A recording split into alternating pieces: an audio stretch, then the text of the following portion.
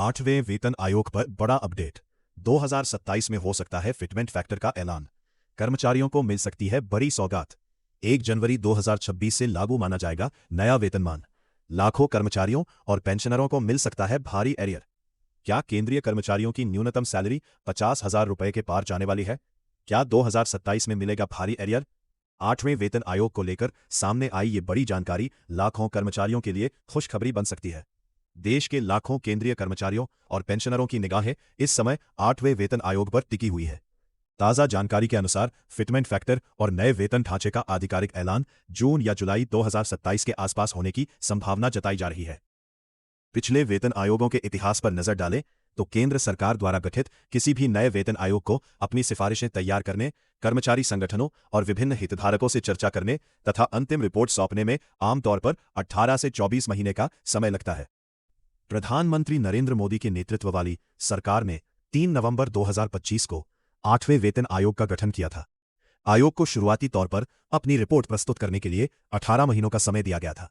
हालांकि विभिन्न विभागों और कर्मचारी यूनियनों से सुझाव प्राप्त करने की अंतिम तिथि को बढ़ाकर 15 जून 2026 कर दिया गया है।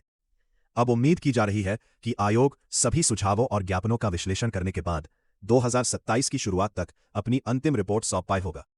इसके बाद वित्त मंत्रालय इस रिपोर्ट का मूल्यांकन करेगा और फिर केंद्रीय मंत्रिमंडल अंतिम निर्णय लेगा। सूत्रों के अनुसार 8वें वेतन आयोग में फिटमेंट फैक्टर 2.400 से 2.600 के बीच तय किया जा सकता है। यदि ऐसा होता है तो कर्मचारियों की न्यूनतम बेसिक सैलरी लगभग 47,500 से बढ़कर 51,500 तक पहुंच सकती है। इससे कर्मचारियों की टेक होम सैलरी में 15 से 25% तक की वृद्धि संभव मानी जा रही है। अब सबसे बड़ा सवाल एरियर को लेकर है। यदि नए वेतनमान का ऐलान 2027 में होता है तो क्या 1 जनवरी 2026 से घोषणा की तारीख तक का लाभ मिलेगा?